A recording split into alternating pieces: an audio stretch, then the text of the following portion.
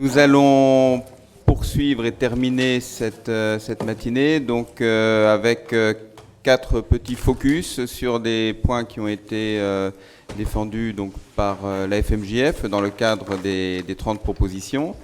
Donc si vous voulez bien nous rejoindre ici. Donc on vous propose pour terminer donc, un petit point donc, qui sera nécessairement rapide, mais je crois que c'est important que la FMJF puisse présenter la substance de ces réflexions sur un certain nombre de points qui étaient en discussion autour de la réforme de la justice des mineurs. Donc voilà, vous avez ces différents points dans le programme. Donc Hervé Hamon, on va commencer avec autour de la question donc la question des âges. Oui. Alors, je crois qu'on l'a un petit peu évoqué tout à l'heure, c'est-à-dire que j'étais un peu effondré par cet âge annoncé par Madame Mathieu, parce que 11 ans et demi, ça me paraît assez délirant. Mais en même temps, je me demande si dans le formulaire, il n'a pas été question finalement, ce rabaissement finalement de l'âge de la responsabilité n'est pas venu d'une non-vision de ce que devenaient les mineurs délinquants jeunes. Et je pense qu'il faudrait peut-être explorer ça. Et il me semble que cet âge de 13 ans, c'est nous ce qu'on propose. Le CNB, je crois que c'est... Et le SNEP, c'est 14 ans. Mais enfin, je veux dire, la question me paraît être qu'est-ce qu'on fait des mineurs délinquants jeunes ? Et là, je pense qu'effectivement, nous avons l'assistance éducative et je pense qu'il faut que ce seuil de responsabilité soit, je dirais, imparable, non négociable et non amendable quand on voit les petites variations autour de l'excuse atténuante de minorité. Alors, l'avantage que je vois aussi, si on repart sur l'assistance éducative, c'est qu'il faut que la protection judiciaire de la jeunesse refasse de l'assistance éducative. Et je pense que là, on a un argument de fond, parce que ce n'est pas le privé, sauf exception, qui va s'en charger. Il peut y avoir des actes de délinquance lourds pour des mineurs très jeunes. Et je pense que là, il faut un savoir-faire. Et je pense que c'est une façon, unique de rappeler le savoir-faire de la PJJ sur ces questions de mineurs délinquants jeunes. Voilà, donc ça, c'est le premier point. Deuxième point, c'est effectivement les jeunes majeurs. C'est-à-dire qu'au fond, je disais tout à l'heure, pour moi, il n'y a pas de politique pénale en France. On a une politique du parquet qui n'est pas une politique pénale. C'est vraiment de la mystification. Et le temps réel, c'est vraiment de l'ordre du mythe.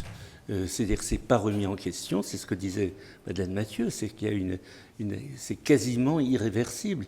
Mais c'est irréversible sur du vent, sur rien, sur quelque chose qui n'a jamais été évalué.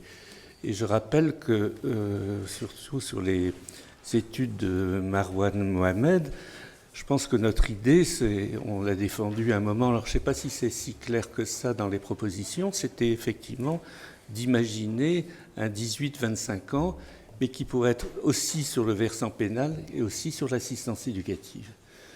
Parce que je pense que là, on a un véritable enjeu de société et les débats, la restriction sur les contrats jeunes majeurs, la législative et la levée de boucliers sur les politiques des conseils départementaux, de pouvoir en fait vider le caractère obligatoire ou limité à un âge de prise en charge par l'aide sociale à l'enfance, me paraissent effectivement devoir être travaillé et contré. Enfin, je veux dire. Voilà, donc je crois qu'on ne va pas aller plus loin, mais c'était simplement des réactions. Merci Hervé, cette réaction en effet très synthétique et pertinente. Alice Grunenwald donc, poursuit sur la question de l'impartialité de la césure. Alors, sur la césure et l'impartialité, en fait, beaucoup de choses ont déjà été dites depuis ce matin. Je voudrais juste rappeler que la question de la césure un projet allant dans le sens de la césure avait déjà été porté par la FMJF il y a très longtemps, 2010, Robert. Donc, partant du constat que entre les objectifs initiaux de l'ordonnance de 45 et là où on en était arrivé, il y avait quand même un énorme décalage et que plus le temps passait, moins on était centré sur le mineur. Dans le cadre de la procédure pénale, que la multiplication des modes de poursuite rendait les choses peu lisibles et peu cohérentes, que les mineurs étaient souvent jugés à de multiples audiences et dans tous les sens, que pas du tout de manière chronologique. Et qu'il fallait sans doute se recentrer. L'idée initiale de 2010, je parle encore sous le contrôle de ceux qui avaient fait cette proposition à l'époque initiale, c'était vraiment de se dire que la procédure d'instruction qui avait été utilisée en 45 l'était vraiment pour des objectifs éducatifs et non pas pour des objectifs d'instruction sur les faits, mais vraiment pour pouvoir laisser le temps aux mesures éducatives, et que ça n'était pas tant la question de la culpabilité qui était, je dirais, à investiguer sur tous ces mois de plus en plus longs qui pouvaient se passer entre la première phase et le jugement, mais que la question du parcours du mineur, mais qu'au fil du temps, c'était justement quelque chose qui avait été un petit peu oublié et qu'il fallait se recentrer sur le mineur. Et dans le projet de 2010, d'ailleurs, il était vraiment proposé que soit tranchée la question de la culpabilité, mais qu'ensuite toutes les affaires d'un même mineur soient regroupées dans une procédure unique. C'était l'idée de cette procédure unique qui concerne un mineur, avec une philosophie finalement assez proche de ce qu'on fait, et ce qu'on fait, je pense, plutôt bien en assistance éducative, qui est qu'effectivement, là, on n'a pas de difficulté sur le fait que le dossier soit un seul dossier, que le même juge suive le mineur d'un bout à l'autre et qu'on soit quand même dans la globalité de son parcours. Il y avait l'idée aussi des délais qui avait été déjà proposée en 2010, l'idée d'encadrer un petit peu ces délais entre cette première phase et la deuxième, en faisant le constat qu'il pouvait se passer quand même un temps très important entre les deux phases et de plus en plus important dans certaines juridictions. Et puis cette prise en compte des victimes aussi qui avait fait partie des objectifs, parce qu'il est indéniable que dans la procédure actuelle, les victimes sont un peu les oubliées de toute une phase de notre procédure, et que dans les tribunaux, quand on entend, on a des délais de 3 ans ou 6 ans, d'abord on a quand même plus beaucoup de victimes qui arrivent à la fin, et que même parfois les mineurs découvrent la présence de la victime et son importance à l'audience de jugement, et que finalement on n'a pas tant travaillé cette question, y compris avec le mineur pendant toute la première période. C'était un projet en 2010 qui avait déjà été proposé. Vous le savez tous vous savez tous qu'un projet de loi avait été préparé par Madame Taubira, prenant cette idée de césure utilisant la césure comme socle d'un nouveau projet. À l'époque, ça faisait quand même globalement l'unanimité. Alors au sein de la FMJF, ça faisait l'unanimité, et puis c'était plutôt bien accueilli. Entre-temps, nous avons eu quand même, entre-temps d'ailleurs, en tout cas entre le projet de 2010 et aujourd'hui, il y a eu cette décision du Conseil constitutionnel qui a, je dirais, encore renforcé les difficultés que nous rencontrions dans le cadre de notre procédure en termes de continuité du juge des enfants, qui a renforcé aussi les très fortes inégalités sur le territoire en fonction des décisions qui ont été prises dans les tribunaux sur l'application de la décision du Conseil constitutionnel et de la loi, puisque à l'heure actuelle encore, il y a une grande inégalité sur le territoire, avec des binômes dans certains endroits, des tribunaux qui ont choisi que le juge qui a mis en examen ne soit pas le juge au tribunal pour enfants, d'autres qui ont choisi de faire signer l'ordonnance de renvoi par un collègue. Donc on voit bien qu'aujourd'hui, il y a de très fortes disparités dans la façon dont la procédure même est traitée et interprétée d'un bout à l'autre du territoire, que ce soit la question de la instruction officielle, officieuse, quelles sont les règles qu'on respecte, et que ce soit sur la question de l'impartialité. Donc c'est vrai que nous avons eu, et vous le savez, beaucoup sont dans la salle, nous avons eu quand même des gros débats sur cette question de se positionner pour la césure, alors que ça ne faisait pas débat en 2010 au sein de l'association. Ça a fait débat en 2018. Ça a fait débat. L'association a quand même décidé de maintenir ce positionnement. Je l'ai beaucoup soutenu, ça, tout le monde le sait. C'est pour ça que c'est moi qui ai été désignée d'office pour en parler à la tribune, qui ai rédigé l'argumentaire à destination de la ministre. Je ne vais pas reprendre tout ce qu'il y a dans l'argumentaire, vous l'avez tous dans vos pochettes, chacun l'a lu, je pense que ça n'est pas très utile.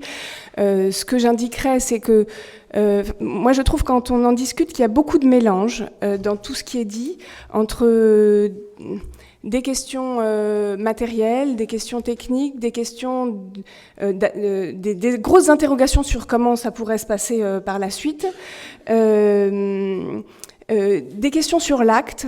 Est-ce qu'il faut se focaliser sur l'acte? Est-ce qu'il faut se focaliser sur le mineur? C'est vrai que très clairement, la procédure de césure, l'idée de la césure, c'est finalement accueillir le mineur dans son bureau. Alors, oui, là, le problème, du coup, on n'accueille plus les mineurs. Hein, alors ça, c'est un des gros points qui fait peur à tous, y compris à moi d'ailleurs, hein, parce que clairement, effectivement, si on a une première audience d'examen de la culpabilité, on va accueillir les mineurs ensemble. On est habitué à faire ça, dans un autre sens, c'est-à-dire à les avoir d'abord tout seuls, ensuite ensemble. La procédure de césure signifierait l'inverse, de pouvoir les avoir d'abord ensemble pour la culpabilité et ensuite tout seul. Il y a des avantages et moi, ce que j'ai envie de dire quand même, ce qu'on s'est dit aussi, c'est qu'il y a des avantages et des inconvénients dans tous les systèmes, que évidemment passer d'une procédure à l'autre, c'est perdre certaines choses dans certaines situations, c'est peut-être en gagner d'autres. En tout cas, moi, ce qui m'interpelle, c'est que quand même, au jour d'aujourd'hui, dans une procédure d'instruction qui est de plus en plus devenue une vraie procédure d'instruction aux mineurs, dans l'optique de l'instruction, on peut rester quand même pendant des mois à suivre un mineur, à être beaucoup à suivre un mineur d'ailleurs, puisque beaucoup de juges le voient au gré des déferrements des procédures multiples, à suivre un mineur qui peut contester les faits sans avoir statué sur sa culpabilité, à lui imposer un certain nombre de mesures pendant des mois, voire des contrôles judiciaires, voire de la détention provisoire, de manière longue, sans avoir statué sur sa culpabilité. Et on peut se poser quand même la question de savoir si c'était ça le but au départ de la procédure, initiée par l'ordonnance de 45. Et non, ça ne l'était pas. Je pense que c'était vraiment pas ça l'objectif, mais c'est quand même devenu un petit peu une vraie question aujourd'hui avec les délais qu'on a. Et que, en tout cas, se dire, quand on rencontre le mineur, d'abord, bon, est-ce que tu as commis ces faits-là ?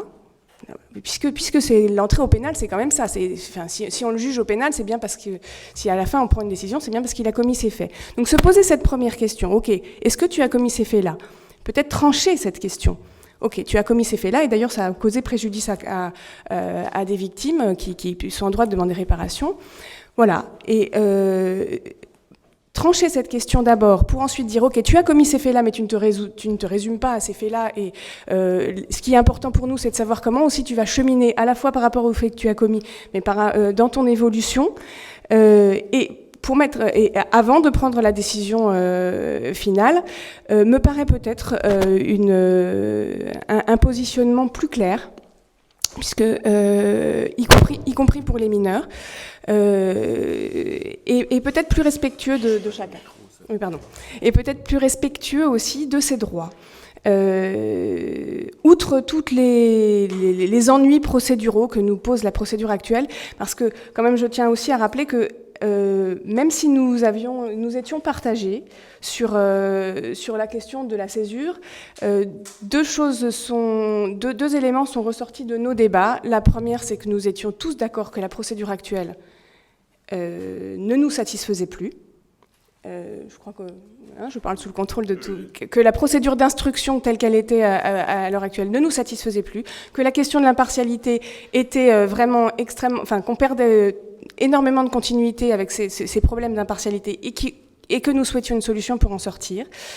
Nous étions aussi tous d'accord sur le fait que la césure étant une procédure tellement particulière que partir dans plusieurs directions, parce qu'il y avait la question, est-ce que ça doit être la procédure unique ou est-ce qu'on doit cumuler les deux procédures, mais que les logiques sont tellement différentes que laisser les deux procédures cohabiter, c'était plus une déperdition d'énergie qu'autre chose, et de toute façon, ça ne permettrait pas à la césure de devenir une procédure réellement utilisée pour les mineurs. Parce que les logiques sont vraiment trop différentes. En revanche, c'est vrai que il y a des points, donc nous les avons notés dans l'argumentaire, il y a des points qui sont indispensables pour permettre que la césure soit une procédure utile et nous permettre d'améliorer de manière réelle la façon dont on va pouvoir suivre nos mineurs et les juger. Et je pense que c'est peut-être ce qu'a voulu nous dire Madame Mathieu à la fin quand elle a dit faites des propositions. Il y a sans doute des arbitrages, on doit être attentif dans le cadre de cette procédure aux arbitrages qui seront pris sur un certain nombre de points. Par exemple, s'il paraît évident que dans les affaires complexes, la culpabilité doit pouvoir être tranchée par le tribunal pour enfants, ça ne veut pas dire que la peine doit être obligatoirement prononcée par le tribunal pour enfants. Et c'est un point que nous avons, dans nos demandes, il y avait par exemple la possibilité justement sur la question que tu soulevais tout à l'heure, finalement de ne plus être maître du tout de l'orientation des dossiers. C'était l'idée que si, quand bien même le parquet pourrait saisir le tribunal pour enfants pour la déclaration de culpabilité, parce que les faits sont contestés, nous, dans nos demandes, c'est que si une césure de façon que la césure soit obligatoirement prononcée, qu'il n'y ait pas de peine immédiate qui puisse être prononcée, mais si la césure la période de césure s'ouvre et qu'à l'issue de la période de césure, y compris si l'audience a eu lieu au tribunal pour enfants pour la culpabilité, en fonction du parcours du jeune et du parcours du jeune pendant toute cette période, le juge des enfants puisse tout à fait décider de prononcer la peine en cabinet. Donc ça, ce sont des choses sur lesquelles il est probablement important de pouvoir continuer à se positionner dans les quelques semaines et mois qui vont venir, sur des points très important, parce qu'au-delà de la procédure qui est décidée, il faut qu'on puisse aussi garder la main et rester dans une logique qui nous permette vraiment de nous adapter au parcours de chaque mineur. Voilà, donc ça c'est un point, il y en a d'autres. Hein. Il est évident, et ça nous l'avons dit quand nous avions rencontré la ministre, nous l'avions vraiment dit clairement que maintenir une politique de déferrement comme il existe dans certaines juridictions, que ce soit, notamment les plus grosses, hein, qui ont quand même une politique du parquet de déferment très importante, risque de vider toute procédure de sa substance, parce que ce soit dans la procédure actuelle ou dans une éventuelle procédure de césure, cette politique de déferment perturbe tout, rend est complètement, je pense moi, délétère, et par ailleurs c'est vraiment alors un cercle vicieux, puisque ça embolise complètement les tribunaux, et je pense que plus on défère, plus il y a du retard. Enfin, c'est un cercle vicieux, et que l'inverse peut être un cercle vertueux. Voilà, je vais m'arrêter là parce que j'ai déjà beaucoup parlé. Merci Alice. Alors, nous poursuivons donc avec Gisèle Delcambre. Bon, alors, vu l'heure, j'ai un peu l'impression d'avoir changé d'identité, de m'appeler Cendrillon. Enfin bon, ça peut aller. Bon, de toute façon, on a beaucoup parlé des CEF ce matin, non seulement quand on a rencontré la garde des Sceaux, et faisant écho évidemment aux propositions qui ont été faites le 27 septembre 2018, à savoir la mise en œuvre d'un programme de création de 20 nouveaux CEF compétents supplémentaires par rapport à ceux qui existent actuellement. C'est une question qui fait débat, c'est une question sur laquelle la FMJF a beaucoup réfléchi, et même depuis la création des CEF, puisque dès l'époque de la création, soit la loi Perben 1, je vous y renvoie, le concept du CEF a été considéré comme étant peu clair, Depuis lors, un certain nombre d'institutions ou de réflexions se sont penchées sur le sujet, pour ne pas citer la mission d'inspection conjointe de l'IGSH, IGAS et PJJ en janvier 2013, mais aussi le contrôleur général des lieux de privation de liberté, dont vous retrouverez dans son rapport de 2018 d'ailleurs un certain nombre de réflexions qui rejoignent les nôtres. Alors, en l'occurrence, qu'est-ce qui est pointé du doigt concernant ces CEF, qui effectivement méritent certainement d'être révisés dans leur concept et dans leur fonctionnement? Comme on l'a dit effectivement ce matin, mais tout le monde n'était pas là, le plus souvent les mineurs qui sont placés en CEF le sont en fonction des places qui sont disponibles sur l'ensemble du territoire, mais pas forcément en regard de l'intérêt de la situation du mineur. Donc, dans ce contexte, comment d'ailleurs préparer une sortie pertinente d'un mineur lorsqu'il est placé dans un CEF à des centaines de kilomètres de chez lui, comment impliquer les familles, comment travailler effectivement en lien avec le service en milieu ouvert qui a l'habitude de suivre ce mineur. Le CEF, déjà dans sa définition, c'est en principe un établissement duquel on ne peut pas fuguer, et chacun sait ici que la réalité est complètement autre. La prise en charge aussi au sein du CEF qui doit être complètement en principe axée sur la scolarité, la santé, l'insertion professionnelle, mais compte tenu de la durée de placement d'un mineur au sein d'un CEF, comment peut-on imaginer que ces mineurs qui ont une problématique complexe, qui y arrivent pour quelques mois, qui sont confrontés aussi, même peut-être en petit nombre, mais néanmoins, à une population d'autres mineurs, à leurs pairs qui sont eux-mêmes dans des situations compliquées, je vais m'éloigner, comment peut-on réellement penser qu'ils puissent intégrer une démarche éducative qui ait du sens et qui donc puisse lui éviter le chemin de la récidive et autres. Constat est fait que ces structures sont fragiles, elles implosent ou elles explosent périodiquement, c'est difficile de trouver du personnel éducatif expérimenté, j'y reviendrai un petit peu dans quelques instants. Constat est fait de la violence qui règne au sein de ces CEF, et puis aussi que le taux de réussite à la sortie des CEF est particulièrement faible. Alors vous me direz comment l'évaluer ? C'est très simple. Lorsque je vais dire, on voit revenir dans nos cabinets une fois, deux fois, en tout cas de façon récurrente, des mineurs qui sont déjà passés par plusieurs établissements en CEF, forcément, on se pose la question de leur pertinence. Alors, je parlais de structures qui imposent et qui implosent ou qui explosent. Effectivement, ce sont des structures qui, dans leur majorité, se caractérisent par beaucoup d'instabilité. De nombreux incidents y surviennent qui peuvent générer d'ailleurs... sur le plan purement statutaire, des suspensions d'habilitation, du recadrage institutionnel, des condamnations pénales d'éducateurs qui effectivement sont poursuivis pour des faits de violence à l'encontre des mineurs. J'ai évoqué tout à l'heure la difficulté de recruter des éducateurs spécialisés, et c'est un fait. Donc du fait, les équipes sont instables, ce qui est aussi tout préjudiciable pour le mineur qui passe par un placement de ce type. Des problèmes de formation aussi de ces mineurs, ce qui rend encore plus l'équilibre fragile, sinon précaire. Dans un autre registre, deuxième point, des conditions matérielles qui sont inégales. On a, Madame Mathieu a évoqué tout à l'heure, je vais dire, le patrimoine immobilier de la PJJ.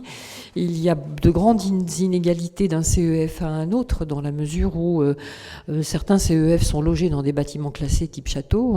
Voilà, on peut en connaître, allez sur Internet, vous les retrouverez. D'autres dans des bâtiments qui sont particulièrement dégradés, avec des portes défoncées, des graffitis, etc. Je ne sais pas si, dans un tel contexte, un jeune est véritablement incité à intégrer un lieu où il ne se sent pas véritablement accueilli. Et puis, plus que ça, encore des problèmes d'hygiène ont été relevés en termes cuisine, chambre, sanitaire, etc. Le suivi éducatif s'est avéré aussi assez laborieux au fil du temps dans ces CEF. Il a été remarqué notamment par le contrôleur général des lieux de privation de liberté dans son rapport de l'année dernière que les documents socles n'existent pas. Et ce pour rebondir sur la notion de socle qui a été évoquée en début de matinée. Pas de projet éducatif, pas de projet de service, pas de livret de l'arrivant, pas de cahier de réunion, etc. Donc tout ça évidemment impacte le suivi qui peut être fait à l'égard du mineur qui séjourne en CEF. sur un plan plus particulier en termes de scolarité, la difficulté pour inscrire les jeunes dans les établissements scolaires à proximité, ce qui fait écho à ce qui a été dit tout à l'heure par Madame Mathieu, à savoir que quand il est décidé d'implanter un CEF sur certains territoires, il y a une espèce de réaction épidermique qui se fait, je ne vais pas dire dans la population locale, mais en tout cas auprès des élus locaux, qui font qu'il peut être difficile, effectivement, de penser le suivi de ces jeunes en termes d'insertion sociale, et notamment en regard de la façon dont ils sont accueillis en proximité du CEF où ils se trouvent.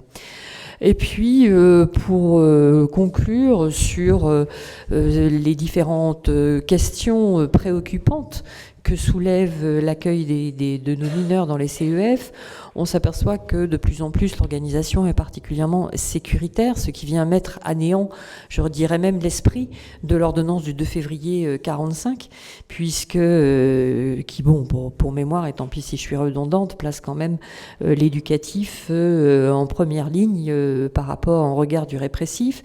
Des zones de vie qui sont trop cloisonnées à l'intérieur des CEF, qui font que les échanges ne sont pas possibles. Je ne vais pas dire qu'on est à la limite d'un univers carcéral, mais presque. Des contrôles abusifs. Un jeune qui sort pour aller en week-end chez ses parents ou autre, on n'en est plus dans les fouilles à corps, mais on va palper ses poches, palper un peu plus, on va contrôler ses sacs, etc., etc. Avec, pour revenir aux sanctions aussi, des choses qui sont quelquefois un peu de l'ordre... qui devraient être de l'ordre de la réflexion, notamment quand on interdit le tabac. Alors je ne dis pas qu'il faut inciter et faire en sorte qu'ils fument, mais il faut peut-être réfléchir aussi peut-être à la façon dont c'est fait. Et notamment en termes de sanctions, des sanctions qui sont même carrément inadaptées quand on sait que il est fait usage de la force, que les sanctions passent par le confinement dans les chambres, par des privations d'activité, et sont posées quelquefois, non pas par des éducateurs, mais par des agents, en fait, qui œuvrent dans les CEF et qui n'ont pas forcément la formation, et peut-être pas d'ailleurs la compétence pour le faire. Ce qui entraîne aussi, dernier point plutôt, c'est que le fonctionnement actuel des CEF peut entraîner aussi de la discontinuité en termes de prise en charge. C'est-à-dire que quand un mineur se montre, et je mets de l'expression entre guillemets, rebelle, le plus souvent, la réponse, c'est l'éviction. Donc ça crée des ruptures dans le parcours de ce mineur, parce qu'il va connaître un autre lieu d'accueil, parce que ça va mettre à néant tout ce qui a pu, ou le peu qui a pu être travaillé en amont. Et ce qui fait que ce mineur est alors suivi par des structures et des accompagnants différents, ce qui nuit au sens de l'accompagnement qu'on voulait lui apporter. Alors, je ne vais pas, en conclusion, vous relire les propositions qui sont faites par la FMJF à l'égard des CEF. Vous les trouverez, c'est le point numéro 30 des propositions de la FMJF qui vous ont été remises dans la pochette lorsque ce colloque a démarré. Voilà, je pense que les enjeux sont posés. Le bilan depuis 2002, eh bien, il est récurrent. Et s'il est aujourd'hui nécessaire de se pencher sur le sens qu'on donne à l'accompagnement d'un mineur dans le cadre d'un CEF, je ne sais pas si ça passe par la construction de nouveaux CEF. Encore faudrait-il peut-être se poser la question de savoir comment ceux qui existent actuellement fonctionnent bien ou pas. Le débat est certainement là plutôt que dans la multiplication de CEF.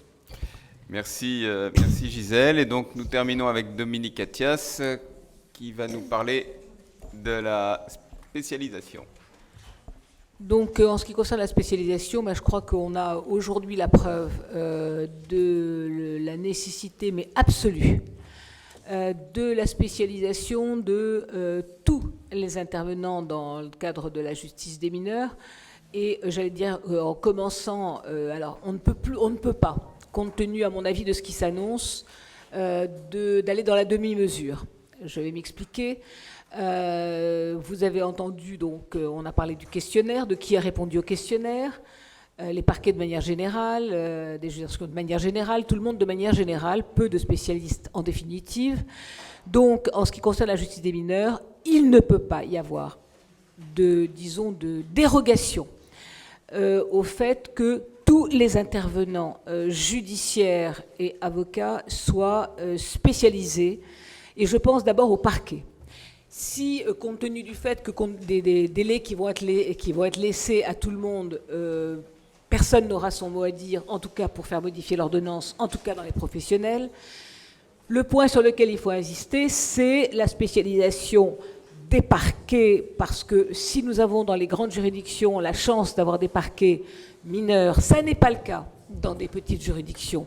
En conséquence, si le parquet voit une extension de sa possibilité de diriger les procédures JE, TPE, etc., il faut impérativement que ces parquetiers soient spécialisés, première des choses. Deuxièmement, nous ne sommes pas à l'heure actuelle dans une spécialisation de la justice des mineurs, puisque que ce soit le JLD, que ce soit la chambre de l'instruction, que ce soit les délégués dans la cour d'appel, ne sont pas spécialisés, et en conséquence, ce que propose à la fois la FMJS, mais aussi les avocats par l'intermédiaire du CNB, c'est une vraie spécialisation, à minima, une formation extrêmement soutenue de tous les magistrats donc modification du COJ éventuellement, de tous les magistrats qui interviennent dans la justice des mineurs.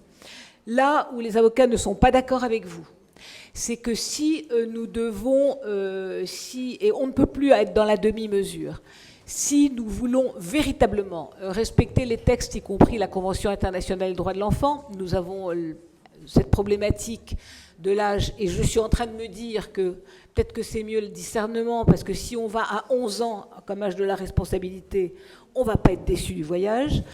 Bien que je sois bien entendu et que nous soyons pour un âge de la responsabilité pénale, pour respecter les textes et la Convention internationale. Dans le cadre de la Convention internationale, si on ne respecte pas l'âge, à minima, que l'on respecte les juridictions spécialisées. Et là, je vous disais que nous n'étions pas d'accord avec la FMJF sur le tribunal de police.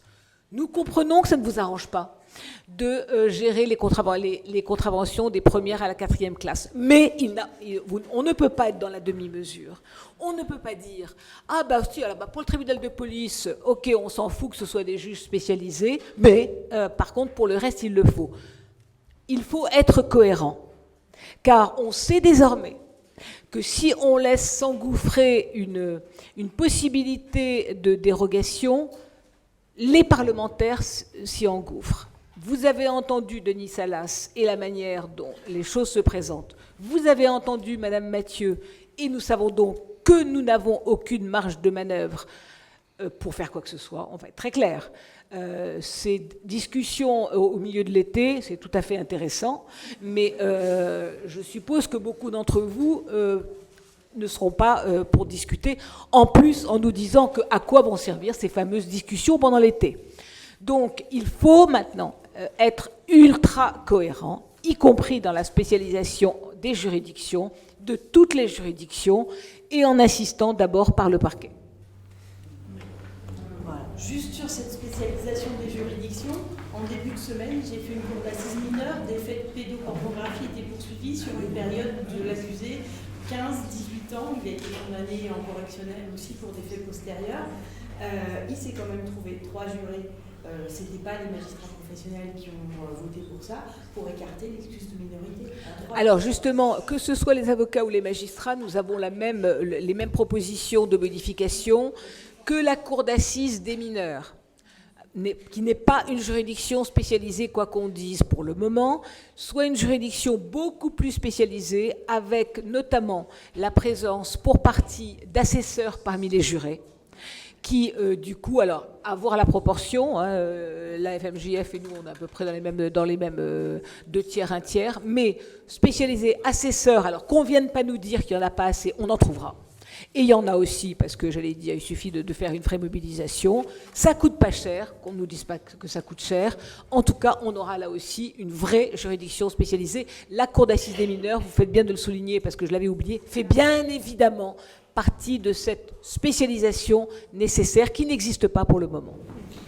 Et l'excuse, on a proposé aussi que les accusateurs de minorité ne puissent plus être écartées, qu'elles soient irréfragables. Oui, c'est tout à fait important. Parce Oui, ça c'était pas. Enfin, on a plein de sujets qui ont été proposés à la fois par la FMJF, à la fois par le CNB, qui concernent les fichiers, qui concernent le casier, qui concernent l'irréfragabilité de l'excuse de minorité. On vous renvoie à toutes nos propositions, magistrats, avocats, qui pour beaucoup se regroupent. On est dans le même sens. Il faut, alors, très clair, on ne peut plus se permettre de lâcher sur rien. Oui. Martine Bernard, ancien juge de proximité et magistrat à titre temporaire au tribunal d'instance de Paris, en ayant en charge des audiences mineures en matière contraventionnelle, donc les 4 premières classes. Je voudrais vous remercier, Maître Athias, et surtout M. Gebler et M. Hamel pour avoir invité ce colloque et cette assemblée générale. Vas-y, on n'a pas beaucoup de temps. Ce beau magistrat temporaire qui est totalement méconnu. Alors, pour ce qui est de la spécialisation, sachez que nous nous battons justement, et nous intervenons même au titre de la formation à l'École nationale de la magistrature, pour que justement les magistrats qui ont en charge ce contentieux contraventionnel puissent être véritablement formés.